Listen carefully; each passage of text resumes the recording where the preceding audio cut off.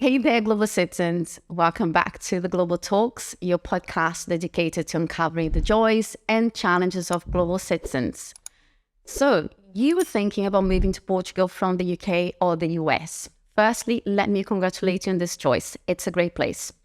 Portugal is an incredibly welcoming country with fantastic weather, a laid-back lifestyle, and a much lower cost of living than in the major British and American cities. There are over 7,000 Americans and over 46,000 British residents in Portugal. So it's a country with a strong expat community. But there are a few things that you need to know about before making the move to Portugal. It's not only about the visa and the number of expats. And to help us with this research, we have recruited an A-team of specialists. Christina Hippisley, Director of the Portuguese Chamber of Commerce in London, and also Jonathan Littman. John here, he's the founder of Redbridge Lisbon, a networking platform for entrepreneurs and startup founders from Portugal and California. And he's also has his consultancy Snowball Narrative. And our very own Joana Mendonça, Head of Legal at Global Citizen Solutions. Christina, Joana, John, welcome. Thank you for having me here. So now we're going to talk about moving to Portugal. John lives here. Joana was born here, but has lots of tips. And Christina is the head of the Portuguese Chamber of Commerce in the UK, and she runs a conference called Moving to Portugal. And so she's been giving advice about Portugal to lots of people. But before we start, I think it's always good to have an icebreaker.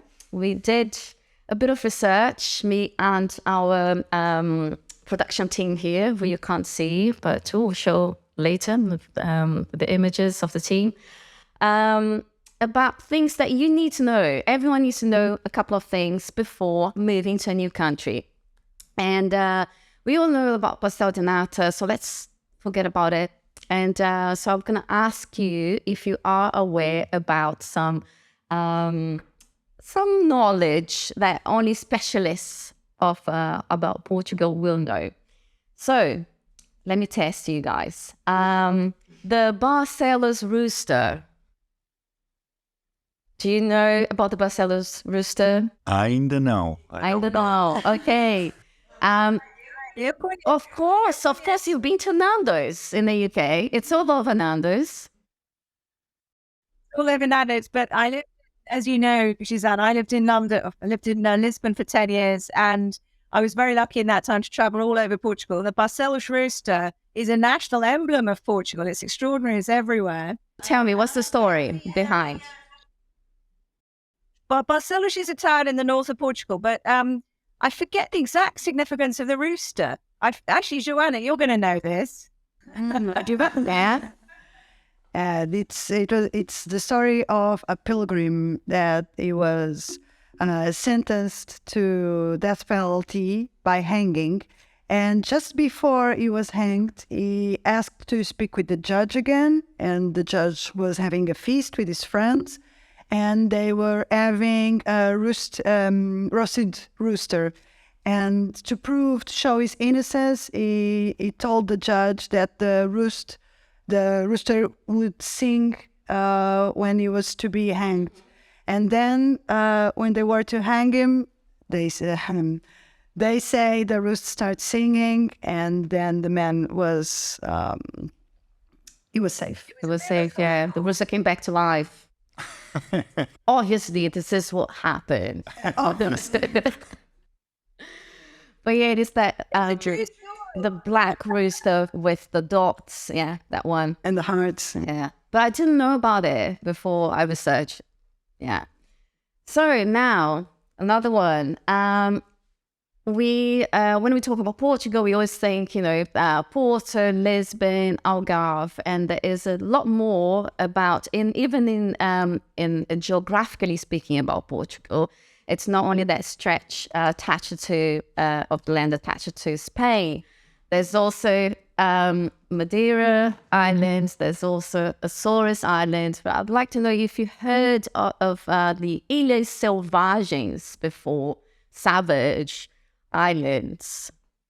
You aware of that, right? So the Portuguese know. The English selvagem. Yes. Yeah, they're native Madeira. Yes, it's a Well, archipelago of Madeira. So I will talk about this one because I love this. I also never heard of Ilhas Selvagens before, but I did some research. And if you go on Wikipedia, you'll find that only 6 inhabitants.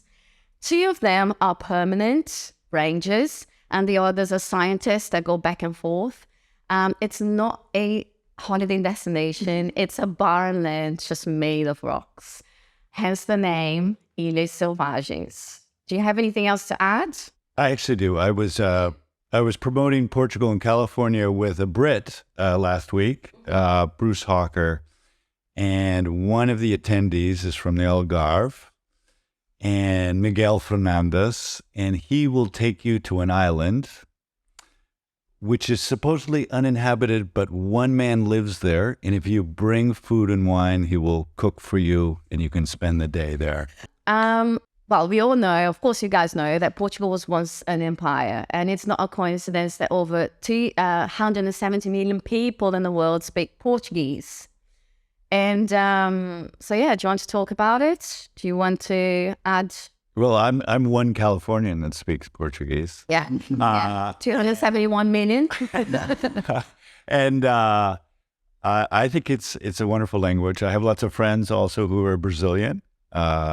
There are a lot of Brazilians actually in California. There's a history of Portuguese from the Azores in California, and then in the near San Francisco. In fact, 1 kilometer from where I live in Sausalito, which is the sister city of Cascais, there is a Portuguese club. Portuguese club. Of all places there. The Benfica. No, it's just a historic club that still exists, and they have great events. But in my little club, Redbridge, we're going to encourage speaking. Great. Excellent.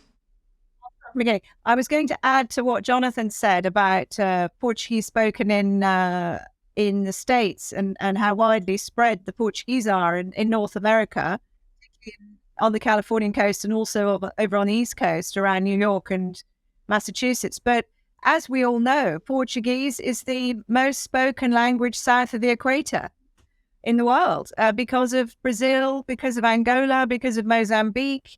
And don't forget, there are 500,000 Portuguese speakers in South Africa. And therefore, I think it's the 5th most spoken language in the world because of Brazil, because of Angola, because of Mozambique, because of Portugal. And you do speak Portuguese, don't you, Christina? You speak Portuguese, yeah. I lived in Lisbon 10 years, and I had a business, and I had no choice. It was the immersion technique. I learned, I'm sure Jonathan remembers this, the first year I had no idea what was going on at all. And then after a year, the words started to make sense, and it worked. But that first year was quite... Yeah, I think telenovelas help a lot. If you have a silly telenovela, watch in the background, yeah, while you wash the dishes. It's better now because a lot of Portuguese TV is in Portuguese. But some years ago, the imported TV programs and also the big Hollywood movies in Portugal are always still subtitled in English. Sorry, spoken in English, is subtitled in Portuguese. So all the Portuguese I know, and so many of them speak beautiful English, many of them say it's because they grew up watching English spoken on TV.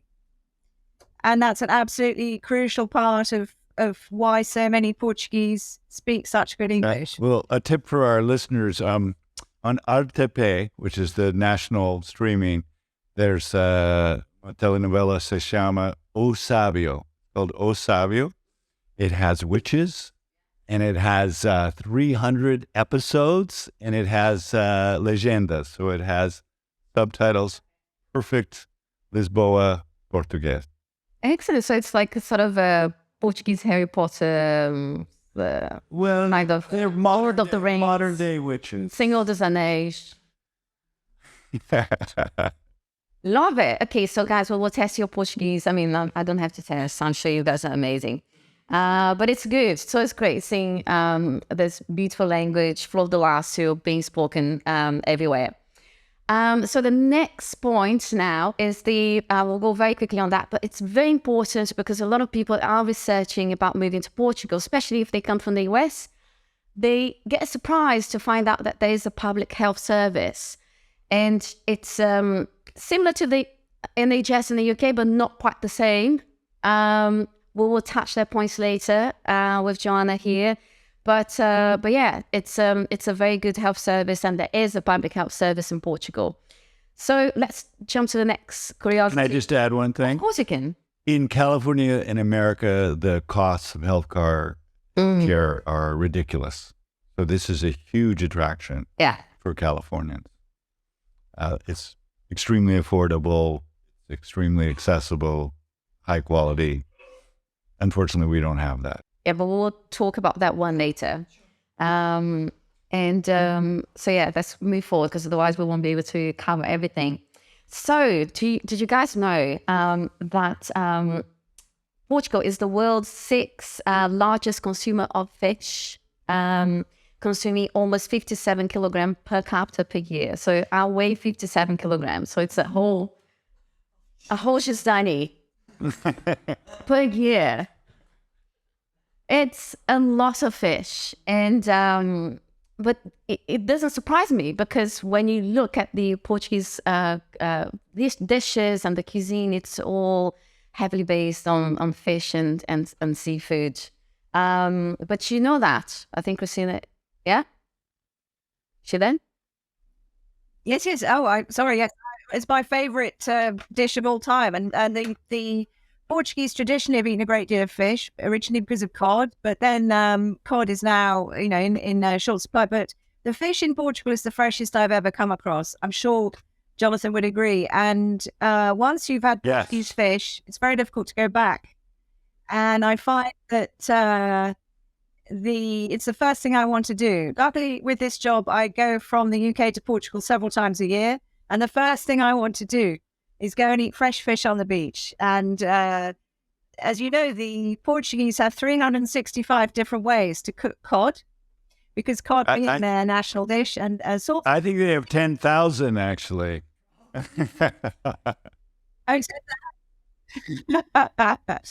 And there are various traditional times of the year where salted cod, particularly Christmas Eve, but also many times, as Jonathan and I both know, to our great pleasure, when you go to a restaurant in Portugal, a typical tasca where you eat the dish of the day, there'll always be a couple of cod fish recipes on the menu, because particularly dried cod is still a relatively cost-effective way of creating a meal, as long as you know how to rehydrate it and prepare it. But every Portuguese knows how to do that.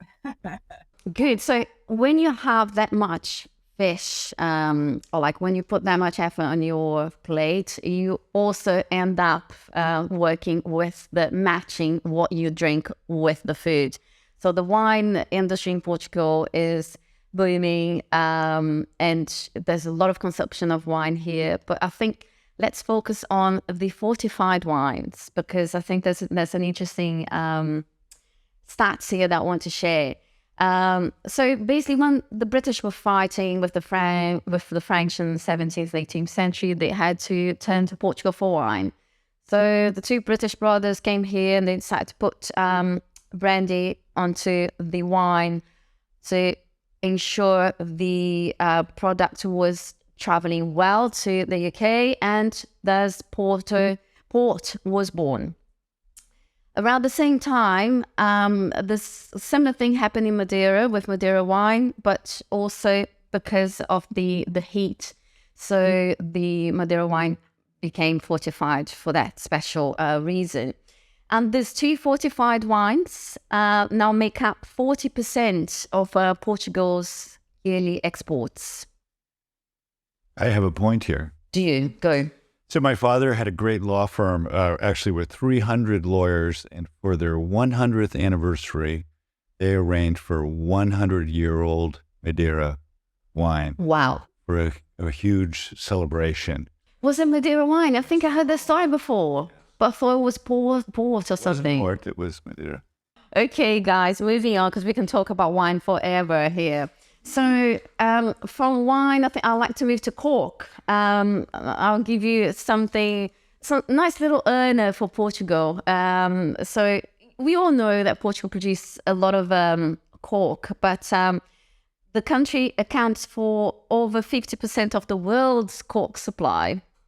And but it doesn't go just to bottles anymore, and it's actually now in space. So yeah, I think John knew about that.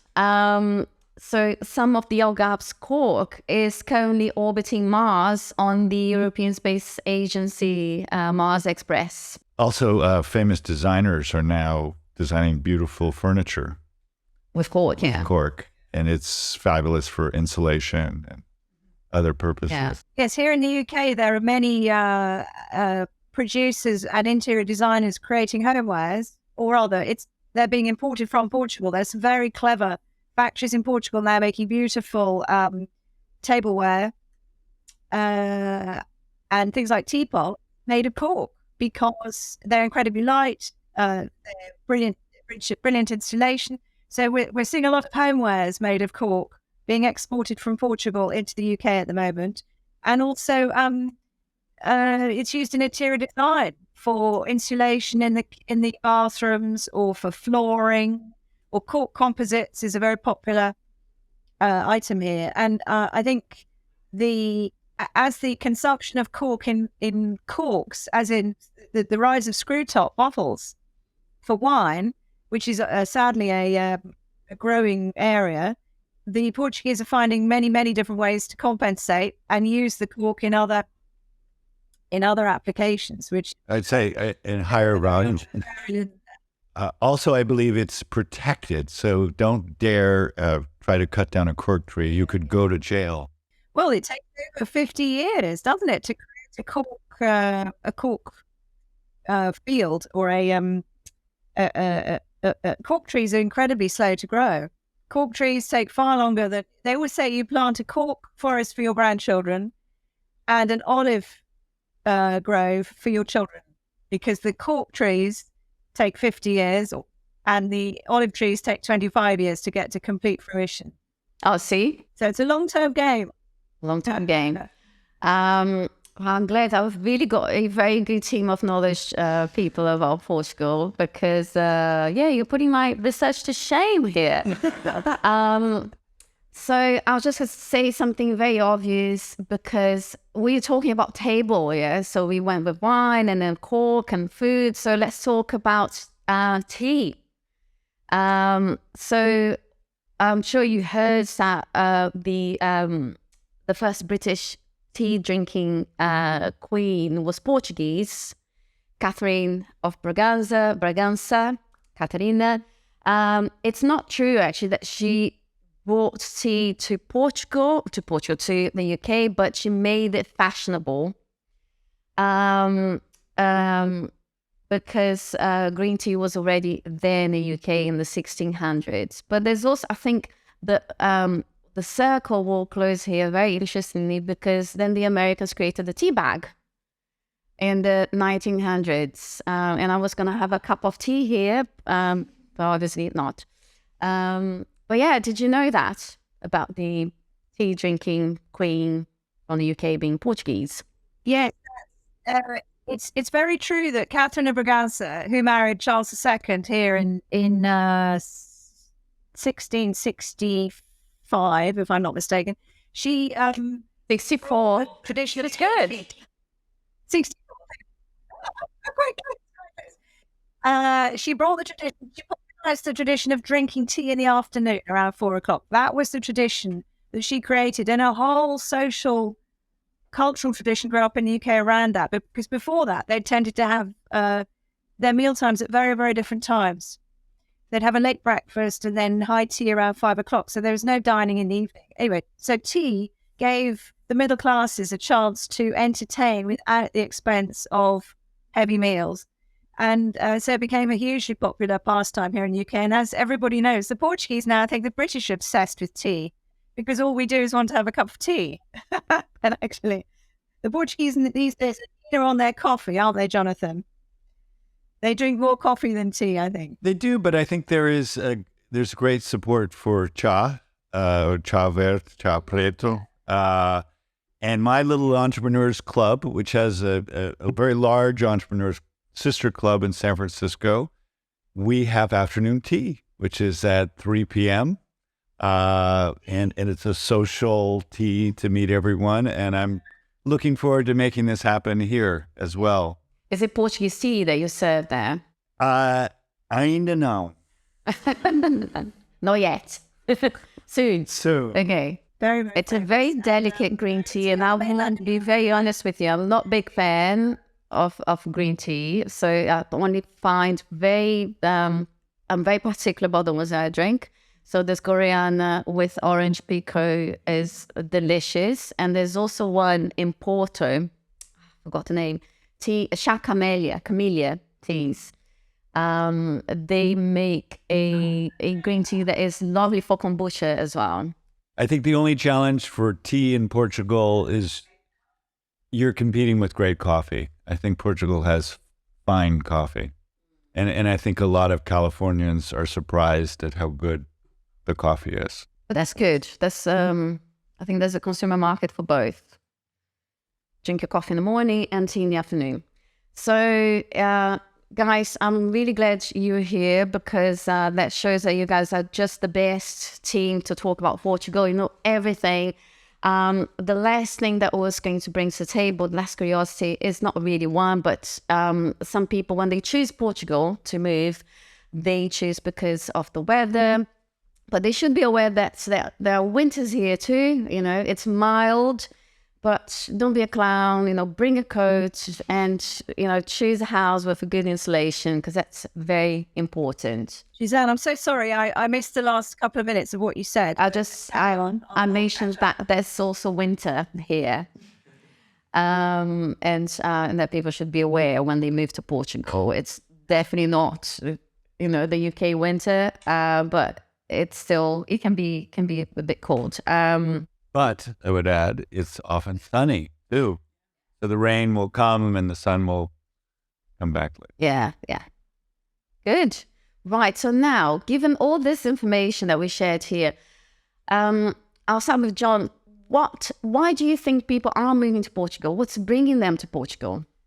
Strangely enough, as I mentioned, I was working with the British last week, ironically, in California, a number of seminars in Los Angeles and San Francisco, Californians, and as I may have mentioned before, I'm not an American, California. Good. Yeah, I respect that. There's a great interest.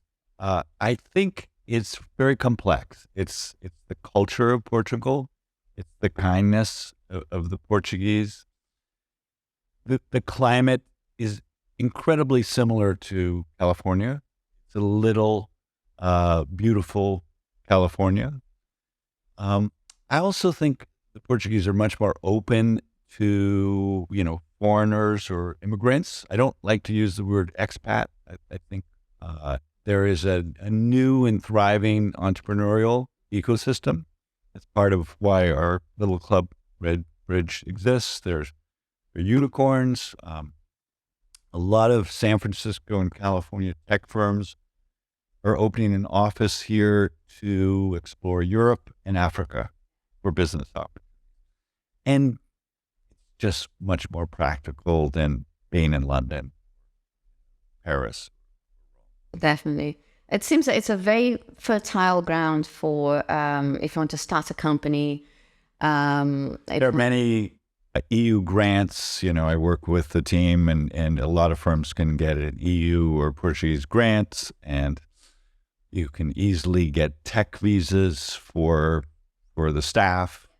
You can bring talent, you know, from Eastern Europe and other places. And most of these engineers would rather be here in the sun than the snow or next to a war. So some of the reasons. Well, here at the Portuguese Chamber of Commerce in the UK, we run a year-round program called Moving to Portugal. Ironically, where we do a series of webinars all year, but more as importantly, we do 2 live shows and seminars a year. Funny enough, the next one's on March the 23rd, 2023. And then we have another one in October 2023 in central London. And we find that these events attract British people who want to move to Portugal. So I am in a unique position, a bit like Jonathan was just in California with Americans that want to move to Portugal. I spend a huge amount of my day talking to British people who want to move to Portugal. And over 7,000 people have used our services so far, either come to the events or joined our database. And the reasons why British people want to move to Portugal there's three main ones. Firstly, there's a long tradition of British people buying a second home in Portugal. Long tradition, because 2 million Brits a year go to Portugal on holiday. As a result, many, many people love it and end up retiring there, moving there, bringing up their families there. So that market has remained constant. In the last 4 years since Brexit, we've noticed an increasing demand from British people, younger families who want to move their entire families to Portugal, put their children in Portuguese school because the number of international schools in Portugal is very high, where they do the international curriculum. And this is because the parents can't do remote working now. They can, as long as their jobs are well established or they run their own businesses, it is particularly possible now to bring your children up in Portugal, enjoy the Californian style lifestyle, and commute back to your office in London or wherever it is in the UK on a monthly basis, or set up a satellite office in Portugal. So we see a lot of that happening as well. And we also see a lot of youngsters, the digital nomad visas, which you two, I know a great deal about as well. The digital nomad visa now allows younger people who earn a certain amount of money per year and who work remotely. Doesn't matter where they work, as long as they're in front of their laptops. Portugal is attracting those in great numbers as well. And a lot of our visitors and database are very interested in that aspect. Plus, we have other people like British teachers, British tech experts, British coders, everybody involved in developing software. They are well aware that there's lots of job opportunities in Portugal now, particularly in the Lisbon area, and they would rather work there than in London for obvious reasons, the quality of life, surfing, etc. So there are lots of reasons why the British are moving to Portugal. It's not just the old second home and retirees market now. We're seeing a much younger group wanting to move and wanting the information. I agree completely. And I think the Web Summit moving from Dublin many years ago was very wise, and it has spawned tremendous Silicon Valley, San Francisco interest by venture capitalists, startups. There's also something else. It might be slightly different from England. I think some of these very successful entrepreneurs who actually range from 20s to 60s are perfectly comfortable exploring Portugal. And that might mean they might spend a week every few months, or it might mean they spend 2 months a year. And these are global people. And they won't necessarily live here all year round, but they may open an office, they may buy a company. And I think we're very comfortable with that sort of global, diversified approach. Yeah, that's a very good point. You guys enumerated quite a lot of reasons why people are choosing to move to Portugal. One of them being the digital nomads visa, and it's great that Portugal has this scheme. We will talk about that in a bit. But after giving us all these reasons why people are moving here, what do you think is the next step when you think you made this decision? Even if I'm going to relocate for a couple of months because I want to be a digital nomad, where do I start? What do I need to research? What are the steps? Well, you join Redbridge, obviously. Great. You need a community. Join Redbridge, tick. You need a community. And I say that jokingly, but it's true. You need a community. Everyone knows the foreigner makes the biggest mistake when he doesn't connect with the wise locals. So, John, a community, research, an exploration trip, How about you, Joana? Do you, from your experience with clients here when they decide to move to Portugal, do you think is there anything they should it's not that obvious, but they should Yes, I look think for? I'd say there's a set of three big concerns in relocation. Relocation requires some preparation. It's not something to be done just in one day. So first, there's a problem of the legitimacy of living in a different country. So you need to assess the visas. There are several options in Portugal, several motivations. You'll find the perfect fit. So I would say that's step number one, to be able to live in the country. Then assess tax impacts. Tax impacts are huge because you're not only changing your civil residence, but also your tax residence. So you'll start paying taxes in a different country. And if this is not assessed in due time, you can have a huge impact. Yeah, particularly if you're American, you have to. You have exit taxes on the state level in the US, have the problem of double taxation because US citizens are taxed based on citizenship. So there's a lot to worry about before relocation. And then some practical aspects that are relevant. About transportation of pets, it's a concern, namely from the US because it's a long trip. Then enrolling kids in school, converting driver's license, there's a lot to be done. Yeah. And importing of goods is also a concern. And currency. The currency ranges dramatically, we've seen in the last few months, and there are experts in this area. So if you're going to move a certain amount of currency, Absolutely, that's a very good point. Specialist. Yeah, yeah. How about you, Christina? Do you have any other points that was not raised here? I fully endorse what Joanna and Jonathan have said. Add to that in the British market, if we meet a family who are thinking of moving or somebody who's thinking about rooting their life, I always suggest they rent for a year before they buy because it is a major move if you're really thinking about relocating lock, stock and barrel. The second thing is, but if you're thinking of just trying it or you're a young person thinking of going to live there for 6 months, it's less of a risk. It is a big risk to take a whole family over there and you need to look at all the options. We always recommend, well, like Jonathan, I would say, make sure you come to a Moving to Portugal show and listen to our seminars because you'll get a lot of very good information from our members at those events. Basically, we make sure we tell prospective movers to Portugal to look hard at their tax situation because you need to be very clear how you are going to handle your British tax situation, and you're going to make sure that the British Inland Revenue agree that you've left the UK and you are living permanently in Portugal. There are various concerns around that because if you have some assets, you need to plan it properly before you move. And I would add that look carefully at the properties and the sort of property you want. Be aware that you're going to be living in this house year round, and you need to be clear whether it's well insulated. Yes, Winds must good point. touch it. Yeah. You forget that because for 9 months of the year, the houses are gorgeously warm because of the weather, but there is the winter. Yes. September, which is a bit damper. And if you want, sorry, I always recommend. just interrupting you quickly, I'm really sorry. But there's also the house deposit if you're looking to rent here first. So it's asked between 4 to 6 months of deposit. It varies. It all depends on the owner, but it's something to factor in this cost if you are looking to rent.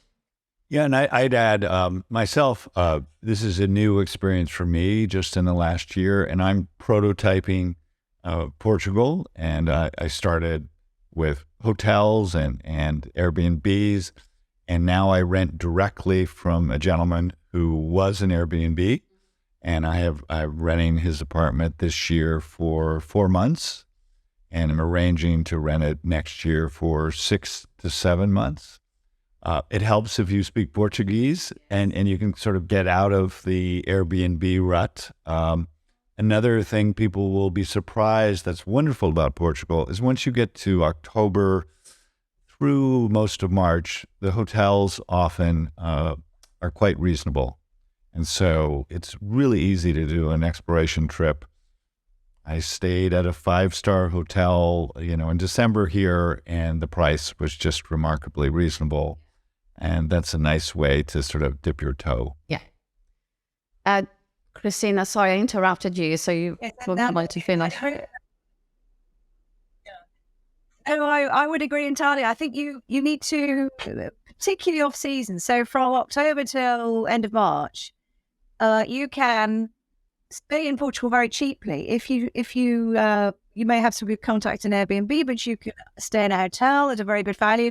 You can also do a lot of the hotels in Portugal offer self-catering of one shape or another. There's an awful lot of those in the Algarve as well, which season, like Jonathan says, offer an amazing opportunity to actually be able to cater at home for yourself if you like, but also eat out, because the Portuguese eat out a lot in cheap day-to-day restaurants, and find your way around that way. If you're deciding where you want to live, it's crucial. It's a huge decision where you're going to buy a property, and you need to get to know a region pretty well, and see who like-minded people, go along to a few networking events. Meetup is a big website where lots of regional meetups are organised all around the world, but particularly in Portugal as well. And I think people underestimate how easy it is. You don't have to stay in a hotel. It's a lovely option, but you can also stay in an apart hotel where you have your own kitchen. And it's the best of both worlds in some ways, because somebody cleans it. That was a very good tip. I wish I had met you before I moved to Portugal. Yeah. 5-star hotels are okay to stay in for 110 euros. It's remarkable. I know a lot of Californians who have moved here or are moving here. And I think all of us here know you have to be a bit careful about obras, about construction. Yes. And so I think the biggest mistake a Californian or a Brit might make is buying a house or an apartment and being told it needs some obras, and then finding out that's 2 or 3 years of a nightmare. Personally, when I buy, I won't buy obras. And you don't know things like neighbors, and there could be a legal problem. And unless you have a great Lisboa lawyer, you may be buying a lawsuit. Because neighbors have rights too. So these are why you prototype, why you stay in that 5-star hotel, or you stay in, renting for a while. So you feel quite confident with your choice. That is a great advice.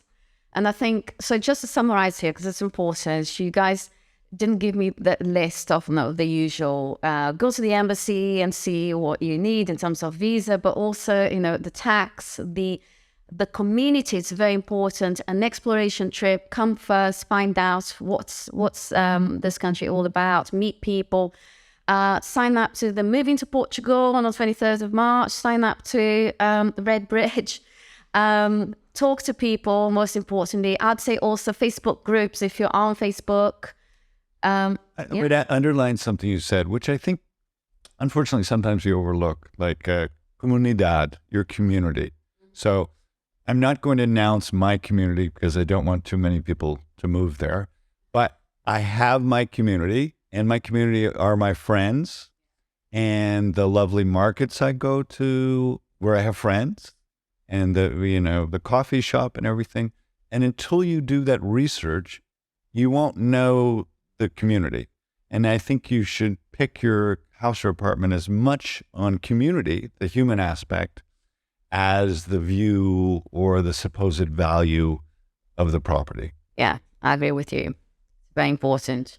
I think there's also one element that you guys didn't mention, but that will be my contribution, thank you, which is to learn or try to learn some Portuguese beforehand. If you speak Spanish, you have a head start, but it's different.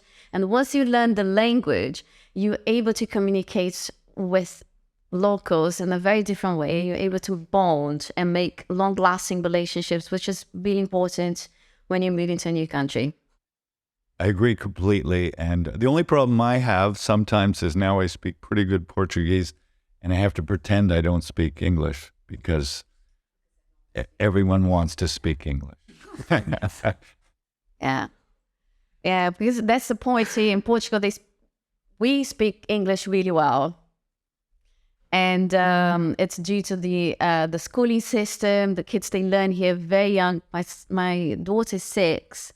I mean, she's English, but they study like I never studied English in Brazil before. So it's great. It's a very good education system. So anyway, so that will bring me to another question, because we have a list of things to ask and very limited time, so I have to move on. I'd like to ask about the cost of living in Portugal. There is this myth. It's a myth, and it's actually very wrongly targeted in terms of advertising, that Portugal is cheap, because it's not cheap, firstly, and also it could be expensive for the locals, given the salaries here and so on. But if you compare to the cost of living of big cities in the US and the UK, you could have a better deal here. Do you want to talk about it, Christina, perhaps? Yeah, sure. I agree entirely. I mean, proportionally speaking, Portugal for the Portuguese is not that cheap. If you compare the cost of food, the cost of mortgages with the typical Portuguese salary, it is a difficult choice for Portuguese sometimes in terms of what their financial priorities are. But if you compare the cost of living in, let's say, London with living in Lisbon, for somebody used to paying London prices, Portugal does offer some real pockets of value. Things like services, like a cleaner or a housekeeper, is very good value compared to the cost of that in the UK. Other things that are surprisingly cheaper, things like having your shoes repaired, having your clothes laundered, clothes altered, things like that, that's much cheaper in Portugal. There are other day-to-day eating out. Again, you've got to go to the more local restaurants, but eating out is incredibly good value compared to the typical cost of a meal out here in the UK. In the UK, if you don't want to spend a fortune on food, you tend to end up in a chain restaurant like Nando's or something like that. But the Portuguese still have a really thriving tradition of good value local neighborhood restaurants, open every day, families cooking, and you go down there and for €10 have your big plate of bacalhau or whatever it might be, and it's incredibly good value compared to the equivalent in the UK. So there are certain pockets of value like that where the value is significant, for sure. I don't know what Jonathan thinks in terms of comparing US prices and Portugal. It's interesting. I think for Californians, the cost of living is not even in the top 3. I think it really is the culture, the climate, the geography, the people, the rising tech ecosystem. It is great that it's not as exorbitantly expensive as, say, France or other countries. I think it's largely a lifestyle choice. I think if you want to live in a more economical way here, it's quite possible. You can find, your vegetables and your fruits and your produce in certain places at a very reasonable price. Wine is very inexpensive and exorbitantly expensive, strangely, in California. So typically when I go to my Tasca, it's €2 for a glass, and it's ridiculously €15 in California, which I now struggle with every time I go home. But I think it's largely about choices. For instance, if you don't have to live in Lisboa, obviously you can buy an apartment or a house, much less expensive zone. One can use mass transit. I take the comboio, the little train. I'd say the quality of life is more affordable here. it's easier to have a good lifestyle. Exactly. And you can go out and you don't have to spend absurd amounts to be with your friends for a dinner or drinks. And that brings us to the Portuguese style of life, which is one of the elements that draw people to this country.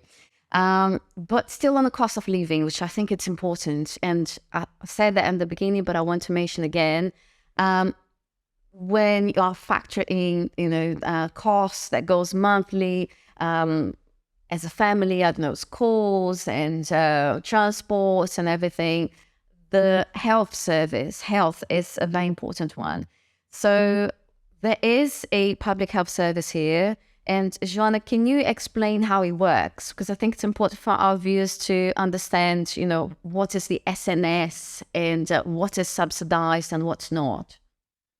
Okay, so the national health system in Portugal is mainly free. So there's some small rates you may have to pay in some situations, but it's free.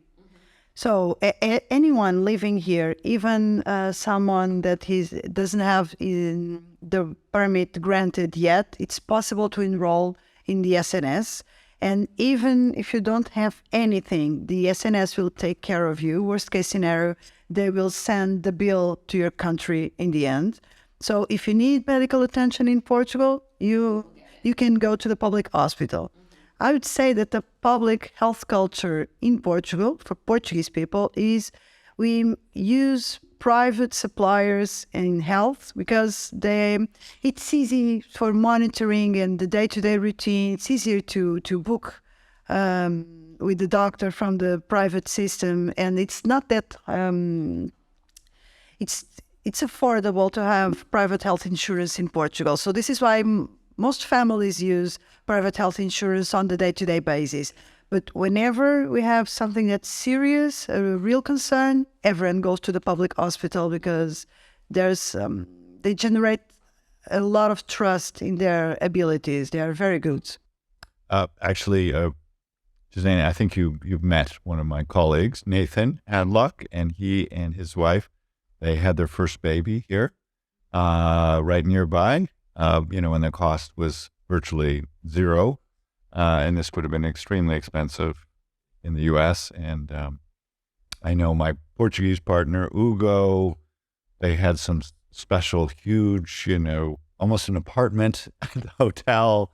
And he sent me the bill, and I think it was 250 euros or something, the total cost. So these are very attractive elements.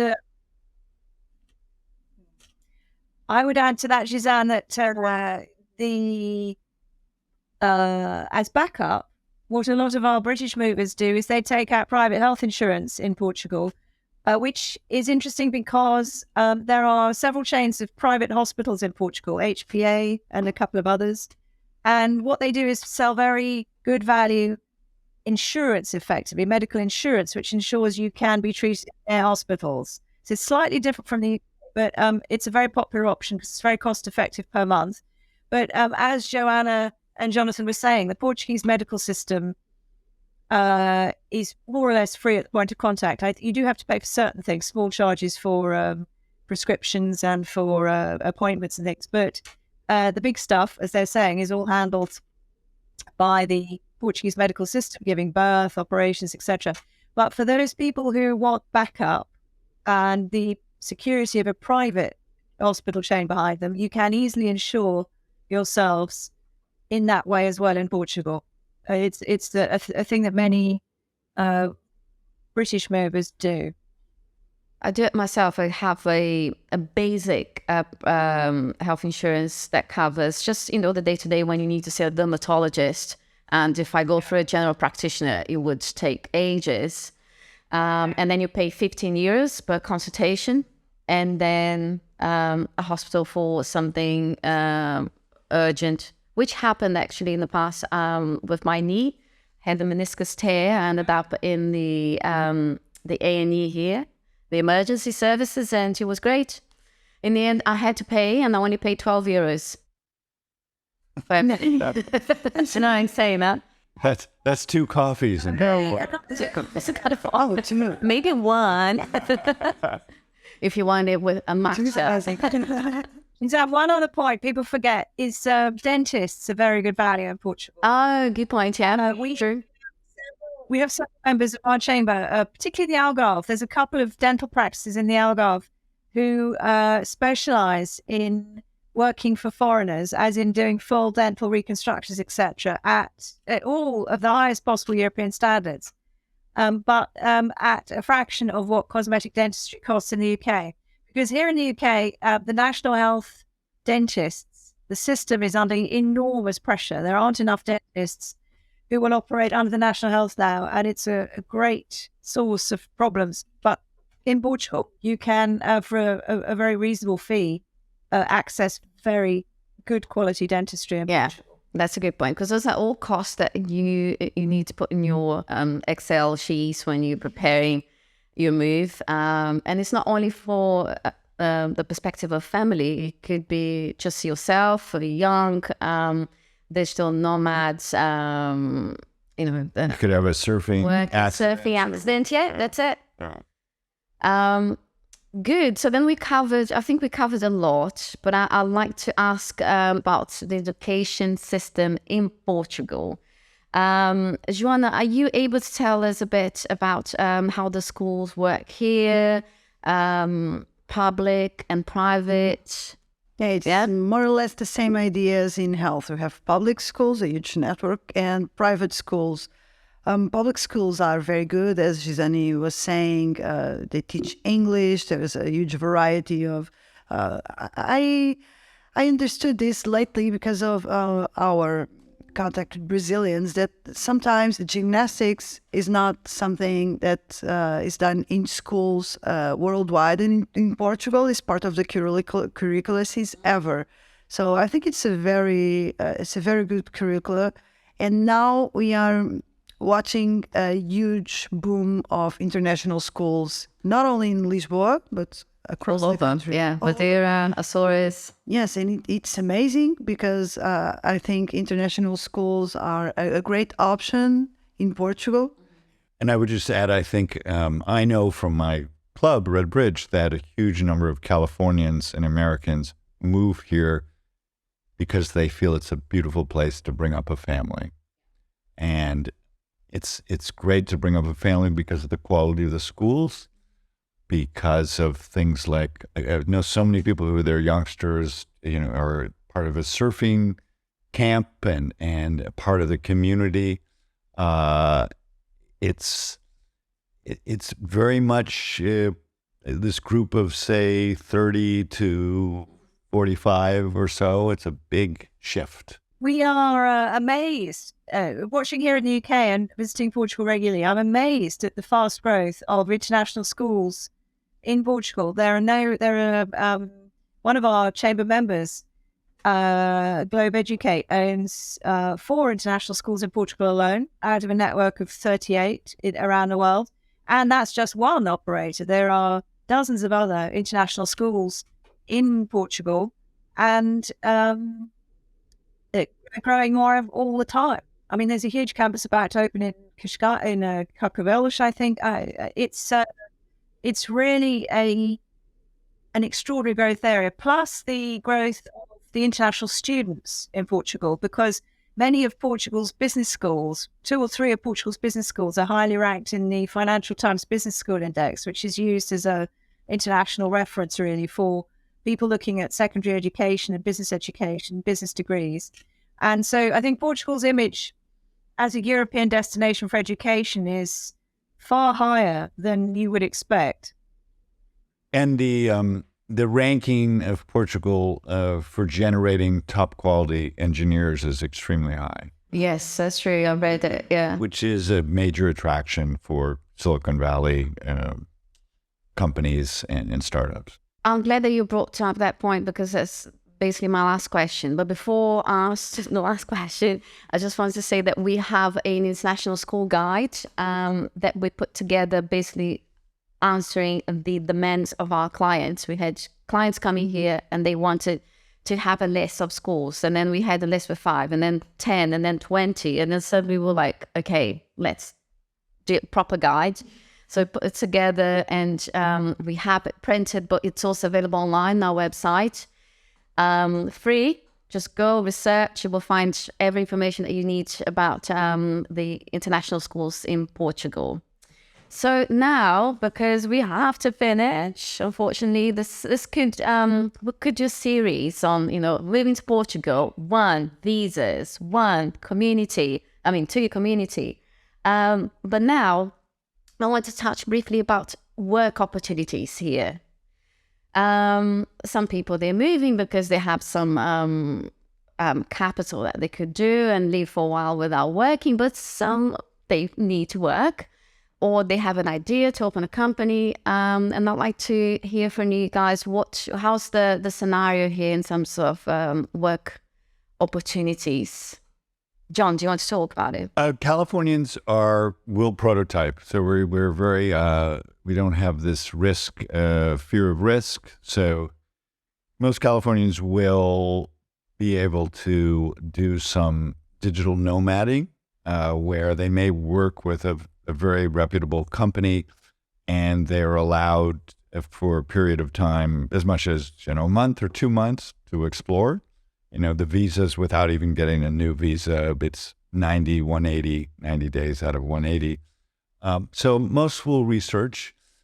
And of course, for a Californian, it's going to be much more attractive if you can be paid an American salary or approximately an American salary and live here.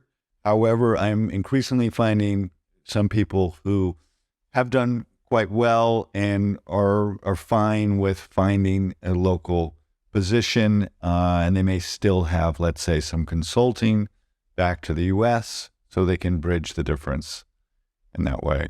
We see a different profile here from the UK. If I think about the people that I've talked to recently who are going to do some business in Portugal, mostly it's people with an existing business, which is entirely portable. So they've already got a very well-established niche. It doesn't matter where they do it from. The second is British people who already have a successful business of some shape or form, an engineering business or an advertising business or something like that. And they want to start beginning to create a new life, maybe prior to retirement, or work a bit less, or they want to have a better quality of life. So they often begin to consider starting up a branch of their business or investing in a similar business in Portugal. We had a gentleman the other day, an engineering business owner in the UK. He was looking for an engineering business in Portugal in which to invest so that he had a reason to spend more time in Portugal. Similarly, we have a gentleman who's a UK expert in growing roses in the UK, huge supplier to the supermarkets in the UK. And he had realized that actually now is the perfect moment, given the energy crisis in the UK and Netherlands, to switch the rose growing business, the actual growing of the stems, to Portugal, because the heat generates the energy to grow the flowers without having to pay for the heat. So he only grows a stem. So existing business people are... Yeah, well, the point being that if you grow roses in Portugal, you can't transport. The cost of growing roses in the UK or Holland now, where you have to heat the greenhouses, and the heat costs so much more now because of the rising energy prices. So there are various businesses being made all over Europe on this basis, but those are the sort of businesses we see coming from the UK. Then again, real estate is a big opportunity for British business people in Portugal. We see a lot of people already working in established business in Portugal, in the UK. But they are able to commute, so they spend 2 weeks a month in Portugal with their families, 2 weeks a month in London. We see a lot of that. We don't see so many. We hear and see quite a lot of British companies setting up back office systems in Lisbon, that's for sure, but like Jonathan's talking about. But we see a very wide range of reasons why people are going to work in Portugal and how they're going to do it. Being offered by a Portuguese company and relocating from the UK to Portugal is a relatively rare occurrence. We had a teacher, British teacher, the other day came to see us because he'd been offered a job by a Portuguese international school, he was relocating. So that happens. Education is an area, real estate is an area to some extent, but that tends to be entrepreneurs. They set up their own businesses in the Portuguese real estate sector. Or you might be posted by your company, your British company, which has opened a back office in Lisbon. You might be sent from London to Lisbon or Porto or Braga to run the back office. And I would add that some time ago, Portugal eliminated taxes for cryptography, for the cryptocurrencies. I know some very major holders of crypto in California who moved to Portugal. Even though the prices have declined and so forth, they are still here. They are building businesses with, blockchain, which is part of the foundation. I think there's an extraordinary amount of something that's very hot right now, AI talent for this chat GPT. These people are already here, and once they're here, they'll tend to recruit and bring others. So even though the crypto boom is at least over for a while, there will still be more crypto and blockchain and AI people coming because there's a network here now. And as you probably know, last year there was an extraordinary number of conferences here. And I spoke at a Amazon conference, but there have been a number of great conferences. It's a huge transformation in the last few years that Lisbon is a destination for so many tech conferences. And I think it'll continue because it's just the place to be. You're not going to have this conference so much in Paris or Rome anymore. No, it's fascinating how rapidly this changed. And I think the Web Summit is a big culprit in a good way yes. Yeah. And Web Summit, of course, is coming to Brazil as well, which I think will strengthen on both ends. Right. So it's good because you guys covered a wide range, I wouldn't say work opportunities, but the network that the work that can be available here, either you starting up something or joining a company. Joana, is there anything that should be considered for people that are coming to Portugal, that in terms of visas, if there is a digital nomad visa, which could be an option? Do you want to talk briefly about digital nomad visa? Sure. So, as I said before, we have a huge variety of bases for visas in Portugal. It's just really huge, yeah. Much more than you can imagine. Because we'll have a video about it. Yeah, we'll share one here. 72, D3, tech visas, retirees. We talk a lot about those major options, but we have several, and I mean several options. And the digital nomad is our brand new. I think it's the answer to the demand of people coming to Portugal through the D7, and it did make sense. Now we have the brand new one. The concern, I think it's the same. As soon as you find that you have an eligible ground for a visa, the requirements are always the same. So you need a clean criminal record, you need an address in Portugal, you need the survival money, which is minimum wage for the period of your first visa. You need health insurance, travel insurance, and as long as you make sure you have all of these, it's actually very easy to comply with the requirements and to obtain a visa. And to add, what's different about the nomad visa, which is actually attractive to all ages, I don't think there's an age limit at all on it, is that you just have to show a moderate income, whereas so you need to show approximately just under 3,000 euros a month for 3 months. And you could even be a freelancer as long as you can show this. So for California, it's a very low barrier event. You don't have to have great savings or to have investments that are accruing monthly. You could be in your 20s and experiment. And you could be a family as well, because it's never been easier to relocate for a shorter period of time. Because let's be honest, like upping sticks and move to a different country is a big decision. It's not an easy feat.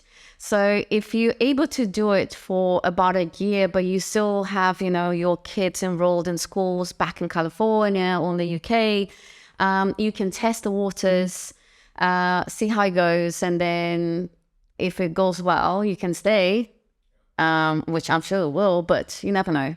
Yeah, and I believe the digital is 1 year, but it can, in some cases, be extended.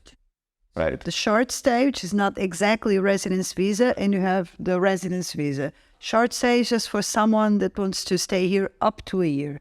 If then you want to convert into a true residence, you need to apply for the regular digital nomad visa. Guys, we are way over our time limit here, which was expected because we were talking about very, very interesting subjects. And we're in Portugal. And we're in Portugal. Slowly then again. It's the lifestyle. And what I'd like to, I think some takeaways from this episode is that you have to plan ahead, speak to specialists. I'm not selling here, but there's a reason why I'm speaking to John and I'm speaking to Christina, because you guys are specialists in this subject. So go and have a look. If you're based in the UK, go to Moving to Portugal website. If you are based in California and USA in general, go to Redbridge and search John's LinkedIn page. Just go to Jonathan Littman. Just John Not the Littman. movie producer. Yeah. Me. And the same goes for tax and so on. We at Global Citizen Solutions, we are able to help you. And if we are not able to help, we'll find someone that can help. And that's it. So I hope you enjoyed this episode. I did like it a lot. So what else? And that's it. Thank you very much. Obrigada. See you soon, Christina. See you soon. Thanks.